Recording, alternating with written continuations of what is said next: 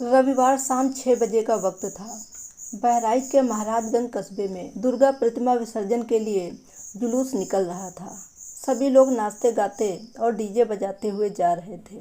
सभी माता का जयकारा लगाते हुए जा रहे थे।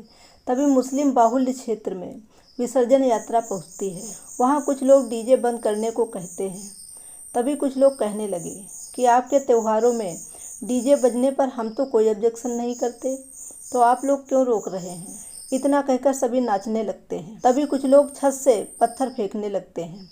उसमें से एक पत्थर मूर्ति पर पड़ता है और मूर्ति खंडित हो जाती है।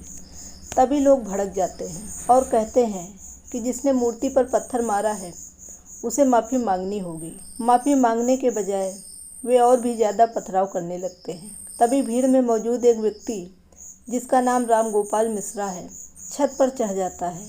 ये वही मकान था जहाँ से पथराव हो रहा था। उसने वहाँ हरा झंडा देखकर उसे उतारा और भगवा झंडा लहराने लगा। नीचे खड़े लोग उसे उकसा रहे थे और जयकारा लगा रहे थे। इसके बाद बवाल और बढ़ गया।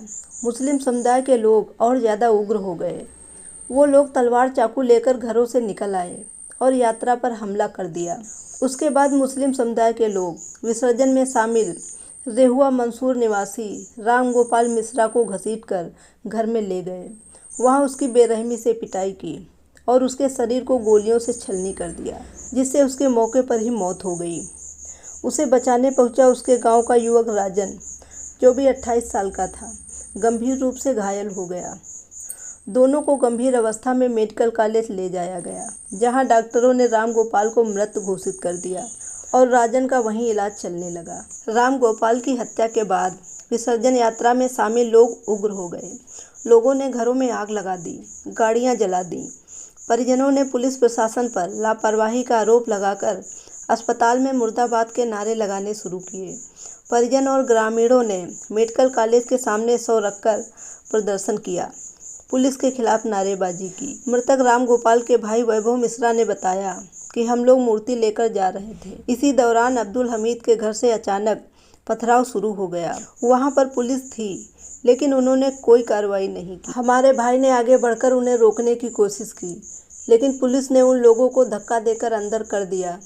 इसी बीच 15 से 20 गोलियां चली। वैभव ने कहा, मुस्लिम समुदाय के लोगों ने महाराजगंज में मूर्ति पर ईंट फेंकी। जिस मकान पर चढ़कर राम गोपाल ने झंडा फहराया था, उस घर के मालिक अब्दुल हमीद के बेटे ने ईंट चलाई। दोनों समुदाय के लोग आमने सामने थे। दोनों पक्ष के लोग पुलिस से कार्रवाई के लिए अपील कर रहे थे। विवाद बढ़ता गया तो पुलिस ने लाठी चलाना शुरू कर दिया। इंस्पेक्टर साहब ने खुद लाठी चलाई। विवाद में सारी मूर्तियां तोड़ दी गईं। सोमवार सुबह 6 बजे राम गोपाल मिश्रा का फोर्स की मौजूदगी में 3 डॉक्टरों के पैनल ने पोस्टमार्टम किया। इसकी वीडियोग्राफी भी करवाई गई। डॉक्टरों के अनुसार गोली के साथ ही शव पर कई जगह धारदार हथियार से हमले के भी निशान हैं। इससे ये साबित होता है कि राम गोपाल पर चाकू से भी हमला किया गया। उसके शरीर पर 13 से 14 घाव के निशान थे। उसको बहुत ही बेरहमी से मारा गया।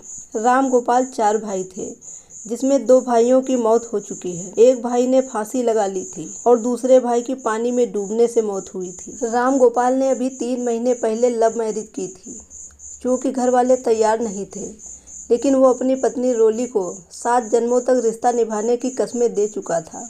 इसलिए उसने मंदिर में शादी करने का निर्णय लिया, लेकिन बाद में दोनों तरफ के लोग तैयार हो गए और उनकी शादी मंदिर में संपन्न हो जाती है। वे दोनों अपनी दुनिया में बहुत खुश थे, लेकिन ना जाने उनकी खुशियों को किसकी नज़र लग गई। 13 तारीख दिन रविवार मूर्ति विसर्जन का दिन था। जगह जगह भंडारे का आयोजन था।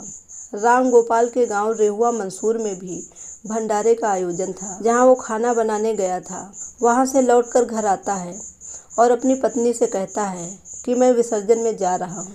पत्नी रोली ने बाइक की चाबी छिपा दी और उसने रोका, मत जाइए, लेकिन राम गोपाल नहीं माने और चले गए। पत्नी बोली, शाम 5 बजे कुछ लोगों ने फ़ोन किया कि राम गोपाल को गोली लगी है। हमसे ये बताया गया कि पैर में गोली लगी है, और जब हम हॉस्पिटल पहुँचे तो वहाँ जो देखा बहुत भयानक था। मेरे पति को बेदर्दी से मारा गया था। उनके गले पर चाकू के निशान थे।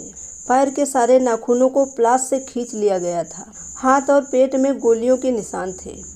एकदम जानवरों की तरह मारा गया मेरे पति को। अब मुझे बस न्याय चाहिए। माँ का रो रो कर बुरा हाल था। उसके 2 बेटे पहले ही मौत की गाल में समा गए। एक ने फांसी लगा ली थी और दूसरे की मौत पानी में डूबने से हुई। दोनों की उम्र 25 साल से कम थी और अब राम गोपाल की मौत 25 साल से कम उम्र में हो गई।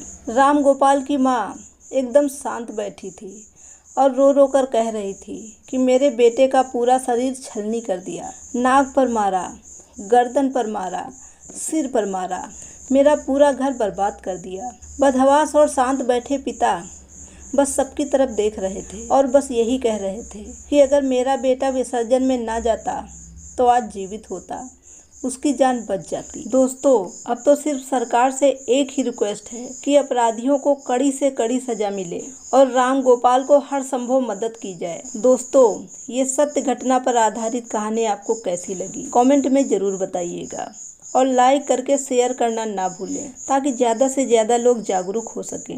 धन्यवाद।